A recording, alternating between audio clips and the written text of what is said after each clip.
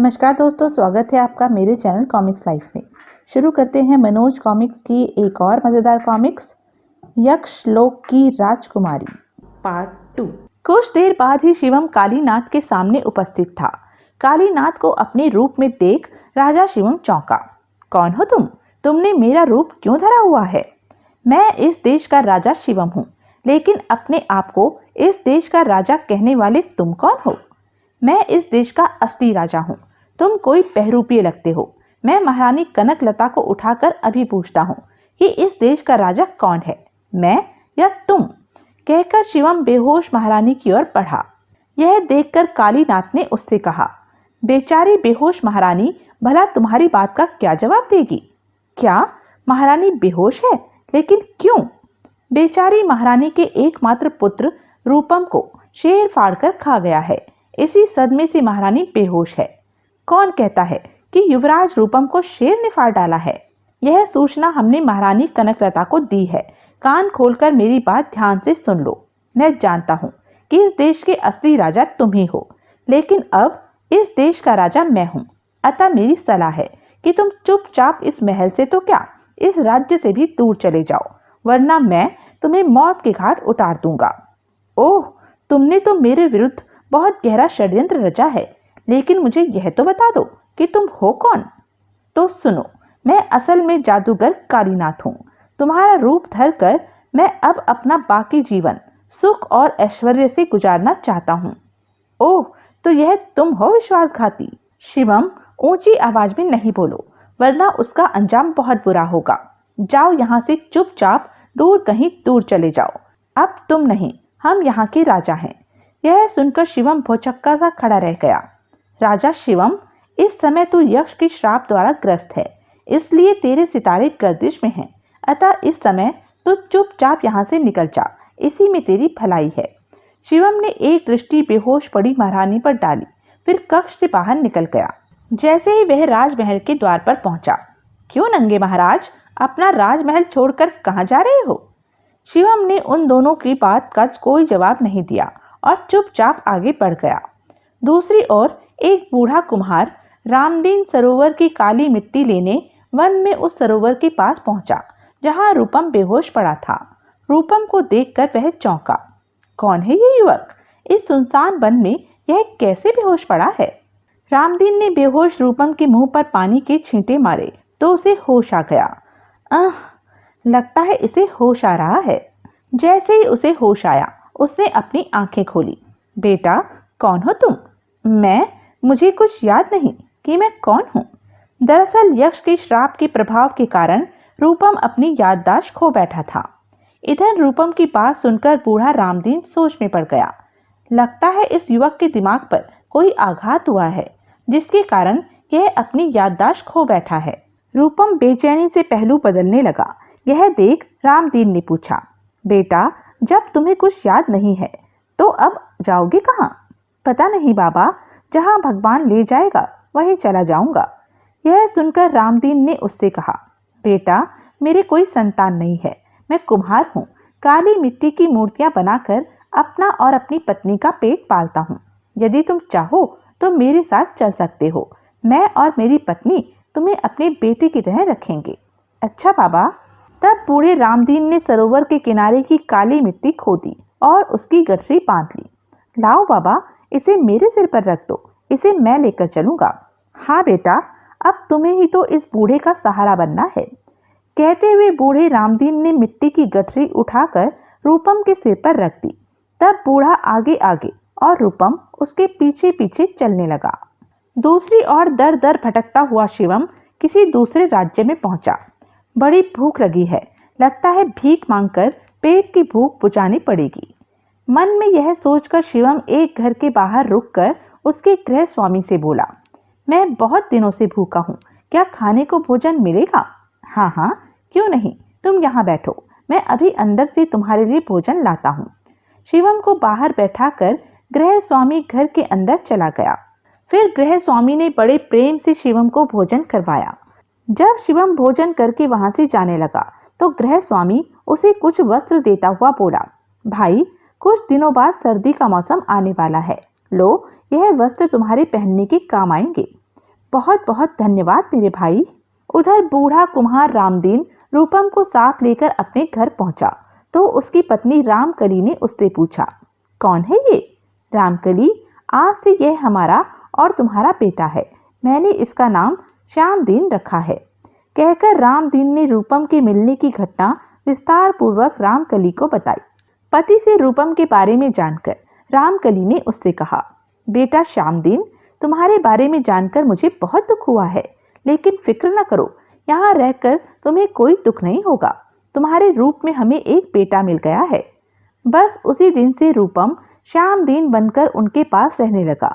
वह रोज बूढ़े रामदीन के साथ वन में जाकर सरोवर की मिट्टी लाता और उस मिट्टी से तरह तरह के खिलौने बनाता। दूसरी ओर राजा शिवम नगर नगर जंगल जंगल दर बदर भटकता रहा। जहाँ कुछ रूखा सूखा मिलता खा लेता और जहाँ भी जगह मिलती वहीं पर थककर सो जाता।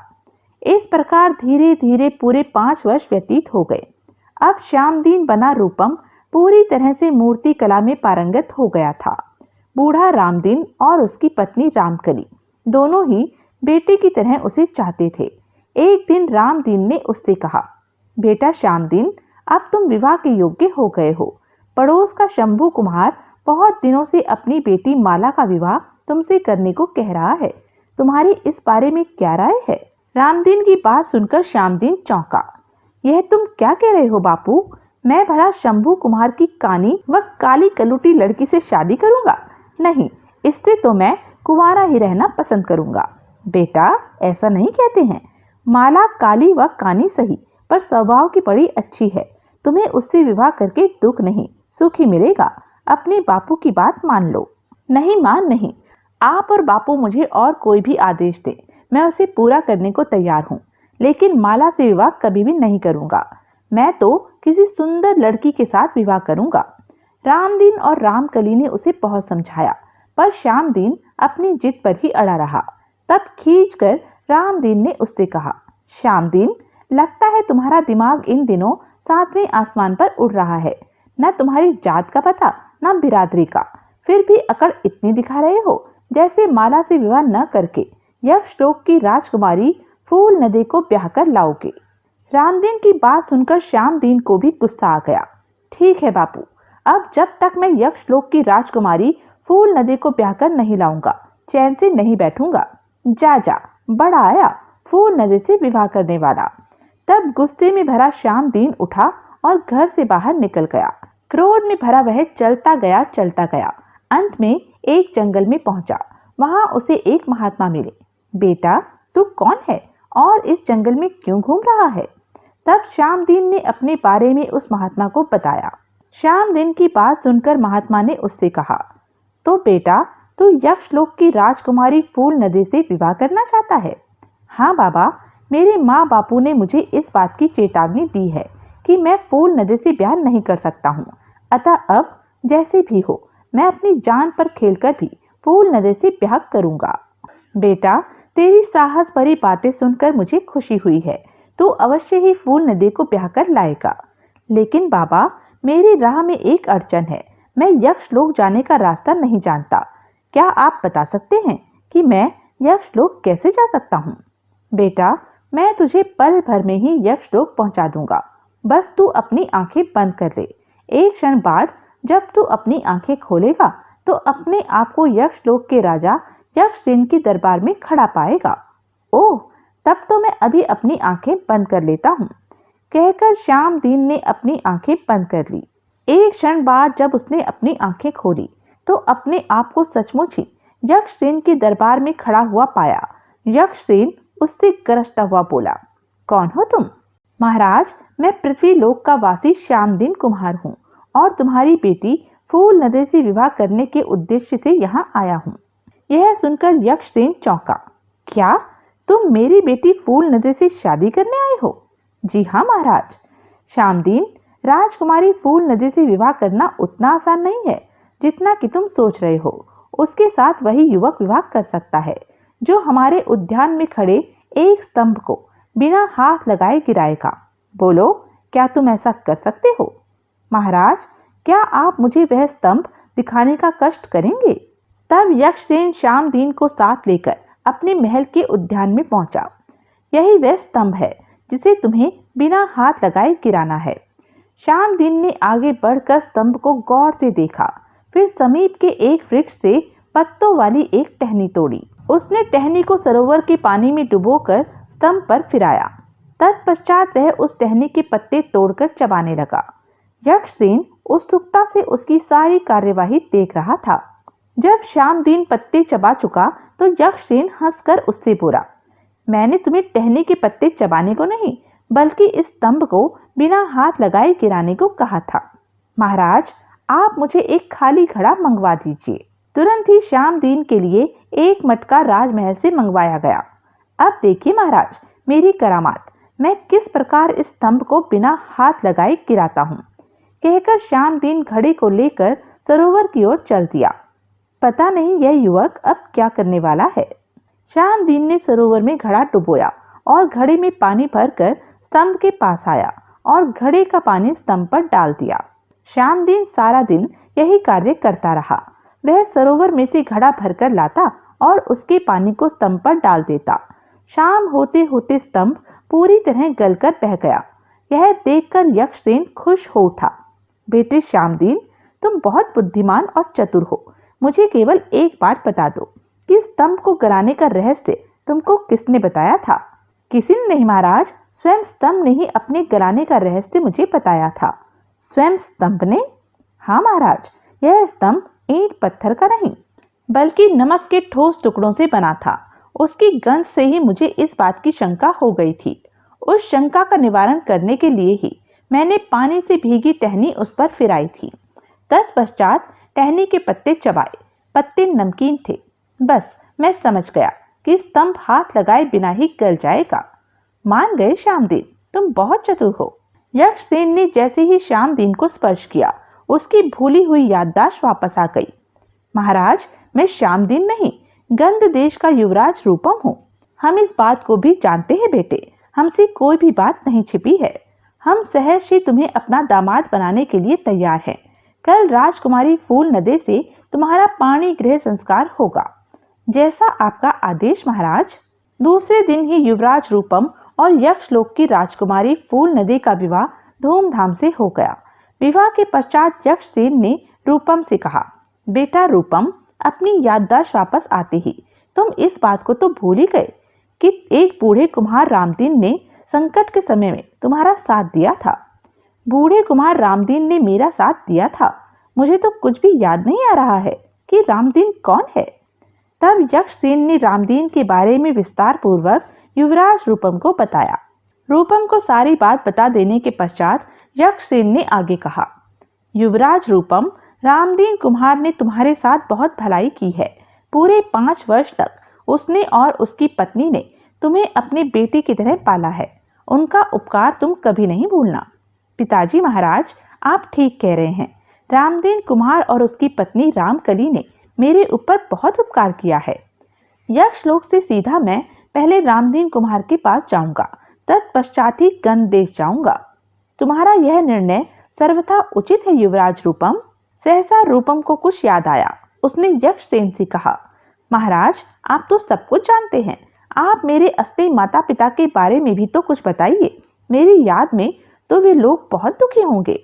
हाँ बेटे, तुम्हारे पिता और माता पर पिछले 5 वर्षों में बहुत बुरी बीती है। तुम्हारे पिता के स्थान पर जादूगर कालीनाथ गंध देश का राजा बन बैठा है और तुम्हारे दुख में तुम्हारी माँ सूखकर कांटा बन गई है। ओह, यह तो आपने बहुत दुखद बात बताई है। रूपम दुखी हो उठा।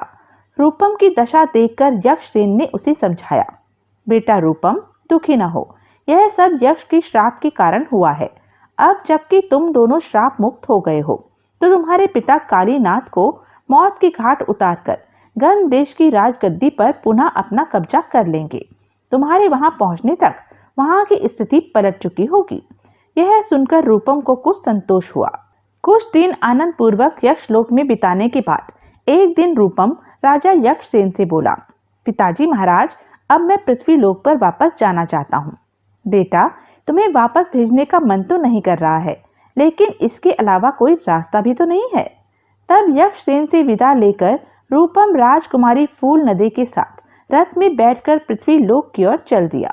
जैसे ही उनका रथ पृथ्वी लोक पर रामदीन कुम्हार के घर के सामने उतरा, अरे रामदीन के घर के बाहर रथ! अरे रथ में तो रामदीन का मुंह बोला बेटा श्यामदीन एक औरत के साथ बैठा है। तब रूपम राजकुमारी फूल निधि का हाथ पकड़कर रथ से नीचे उतरा। श्यामदीन, कहां से आ रहे हो? काका, मैं यक्षलोक की राजकुमारी फूल नदी के साथ ब्याह करके आया हूँ। इतना कहकर वह फूल नदी के साथ घर में चला गया। जैसे ही वह रामदीन व रामकली के सामने पहुंचा, बेटा श्यामदीन, तुम कहाँ चले गए थे? बेटा, हमने तुम्हें गुस्से में न जाने क्या क्या कह दिया था, हमें माफ कर दो। रूपम ने रामकली से कहा, माँ, तुमने मुझे कहा था कि क्या तू फूल नदी को ब्याह कर लाएगा। लो, मैं सचमुच ही फूल नदी को ब्याह कर ले आया हूँ। क्या क्या यही राजकुमारी फूल नदी है? हाँ माँ। ओह! तब रूपम और फूल नदी ने रामदीन व रामकली के चरण स्पर्श किए। तुम दोनों जुग जुग जियो। दूसरी ओर जब राजा शिवम एक वन में से गुजर रहा था तो कुछ डाकुओं ने उसे पकड़ लिया। पता नहीं कौन है ये, चलो इसे लेकर सरदार के पास चलते हैं। डाकू उसे पकड़कर अपने सरदार भीमा के पास ले गए। शिवम का चेहरा देखते ही वह चौंक पड़ा। ओह, इस आदमी का चेहरा तो गंग देश के राजा शिवम से हूबहू मिलता है। क्यों न हम इस बात का फायदा उठाएं। इस आदमी के जरिए हम गंग देश का शाही खजाना बड़ी आसानी से लूट सकते हैं। यह सोचकर उसने शिवम से कहा, क्या नाम है तुम्हारा? जी, मेरा नाम सत्यवीर है। मुझे यहाँ क्यों पकड़ कर लाया गया है सरदार? शिवम ने भीमा को अपना असली नाम नहीं बताया। सत्यवीर, तुम्हारा चेहरा गंग देश के राजा शिवम से बिल्कुल मिलता है। यदि तुम हमारा साथ दो तो हम गंग देश का खजाना बड़ी आसानी से लूट सकते हैं। मुझे सरदार की बात मान लेनी चाहिए। अपने महल में घुसने का यह बहुत उचित मौका है। अतः शिवम ने भीमा से कहा, मुझे करना क्या होगा सरदार? तुम्हें नकली शिवम बनकर हमारे साथ राजमहल चलना होगा। तुम्हें असली राजा जानकर कोई भी तुम्हें व हमें महल में जाने से नहीं रोकेगा। ठीक है सरदार, मुझे आपकी बात मंजूर है। सत्यवीर, हम तुम्हें शाही खजाने की लूट में से हिस्सा देंगे। तब भीमा के आदेश पर शिवम को राजसी वस्त्र व मुकुट पहनाया गया। वाह, तुम तो बिल्कुल असली राजा शिवम की तरह लग रहे हो। अब राजा शिवम और तुम में कोई पारखी भी अंतर नहीं बता पाएगा। यह मूर्ख क्या जाने कि मैं ही असली राजा शिवम हूँ। सत्यवीर, रात्रि होने पर हम व हमारे साथी तुम्हारे सैनिकों की वेशभूषा में गंग देश चलेंगे। तब तक तुम विश्राम करो। जो आज्ञा सरदार। धीरे धीरे दिन ढल गया और रात्रि घिर आई। तब भीमा डाकू का गिरोह शिवम के साथ गंग देश की ओर चल पड़ा।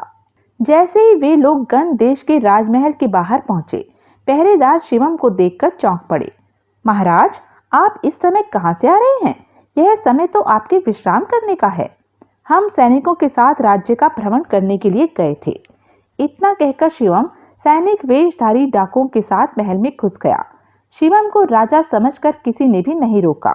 सरदार, अब तुम मेरी बुद्धि का करिश्मा देखना।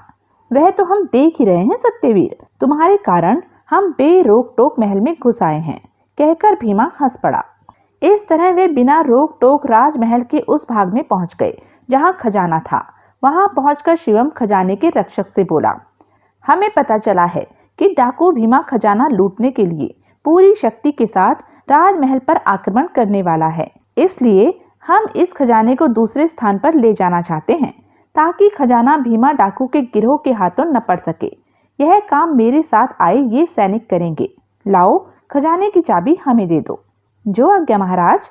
रक्षक ने खजाने की चाबी शिवम को दे दी। तब शिवम ने खजाने का द्वार खोला और भीमा के गिरोह के साथ अंदर पहुंचा। वाह, कितनी सारी दौलत है। चलो जल्दी करो, सारा खजाना थैलों में भर लो। सब डाकू खजाना भरने में लग गए। तब मौका पाकर शिवम वहां से बाहर निकल आया। बाहर आकर उसने खजाने के रक्षक से कहा, सुनो, खजाने का दरवाजा बाहर से अच्छी प्रकार बंद कर लो। बिना हमारे आदेश के कमरे के अंदर घुसे किसी भी सैनिक को बाहर नहीं निकलने देना। जी महाराज। रक्षक को आदेश देकर शिवम महारानी कनकलता के कक्ष की ओर चल दिया। वह जब महारानी कनकलता के कक्ष में पहुंचा तो वह सोई हुई थी। उसने जल्दी से महारानी को जगाया। महाराज, आप इस समय? हाँ महारानी, मैं। यह तो बताओ कि नकली शिवम इस समय कहाँ है। नकली शिवम? यह आप क्या कह रहे हैं महाराज? महारानी, पिछले 5 वर्षों से जिसे तुम राजा शिवम समझ रही हो वह जादूगर कालीनाथ है। असली शिवम तो मैं हूँ। सुनकर महारानी हैरानी से उसकी ओर देखने लगी। तब शिवम ने विस्तार पूर्वक उसे कालीनाथ की चाल के बारे में बताया। सारी बात जानकर महारानी उलझन में पड़ गई। लेकिन इस बात का भी क्या सबूत है कि आप जो कुछ भी कह रहे हैं वह सच है? क्या आप नकली शिवम नहीं हो सकते? मैं तुम्हें अभी अपनी सच्चाई दिखाता हूँ, कहकर शिवम ने अपने दाएं बाजू पर से वस्त्र फाड़ दिया और वहां पर बने निशान को महारानी को दिखाता हुआ बोला, देख लो महारानी, हमारे खानदान के प्रत्येक पुरुष की दाईं बाजू पर इसी प्रकार का चिन्ह बना रहता है। ओह, आप तो सचमुच ही असली महाराज हैं, कहकर महारानी शिवम के चरणों में गिरकर फूट फूट कर रोने लगी। तब उसे दिलासा देते हुए शिवम ने कहा, महारानी चुप हो जाओ, अब हमारे दुख के दिन बीत चुके हैं। मुझे जादूगर कालीनाथ के कक्ष में ले चलो, मैं उसे उसकी करनी का मजा चखाना चाहता हूँ। तब महारानी कनकलता उसे कालीनाथ के कक्ष में ले गई। कैसी मीठी नींद सो रहा है चालबाज कालीनाथ, मैं इसे हमेशा के लिए मीठी नींद सुलाई देता हूँ। शिवम ने मयान से तलवार निकाली और एक ही वार में सोए हुए कालीनाथ की गर्दन उड़ा दी। तब उसने महारानी से कहा, चलो महारानी, इसका खेल तो खत्म हुआ, अब हमें भीमा डाकू के गिरोह को पकड़वाना है। महारानी के साथ शिवम कक्ष में से बाहर निकल गया। तब शिवम ने उसी समय प्रधानमंत्री को बुलाकर आदेश दिया, प्रधानमंत्री जी, शाही खजाने में भीमा डाकू अपने पूरे गिरोह के साथ बंद है, जाइए उन्हें खजाने से बाहर निकालकर कैद में डाल दीजिए। अच्छा महाराज, तुरंत ही भीमा डाकू के गिरोह को कैद कर लिया गया। दूसरी ओर युवराज रूपम ने रामदीन और रामकली से कहा, मैं अपने देश वापस लौटना चाहता हूँ, आप दोनों को भी मेरे साथ चलना होगा। बेटा, हम भला वहाँ क्या करेंगे? हम गरीबों का महलों में क्या काम? माँ, आप लोग जैसे भी हैं मेरे लिए पूज्य हैं, इसलिए आपको मेरे साथ चलना ही होगा। अच्छा बेटे, हम तुम्हारी बात को टालेंगे नहीं, तुम्हारी खुशी में ही अब हमारी खुशी है। तब रामदीन, रामकली व राजकुमारी फूल नदी को साथ लेकर युवराज रूपम अपने राज्य वापस पहुंचा। उसे जीवित देखकर राजा शिवम व महारानी कनकलता बहुत प्रसन्न हुई। महारानी, आज हमारा बिछुड़ा परिवार पुनः एक बार फिर मिल गया है। हाँ महाराज, भगवान बड़ा ही दयालु है, उसने आखिर हमारी पुकार सुन ही ली। तो यह थी मनोज कॉमिक्स की एक मजेदार कॉमिक्स। ऐसी ही मजेदार कॉमिक्स के लिए बने रहें मेरे साथ, और हाँ, मेरे चैनल को लाइक, शेयर और सब्सक्राइब करना ना भूलें। धन्यवाद।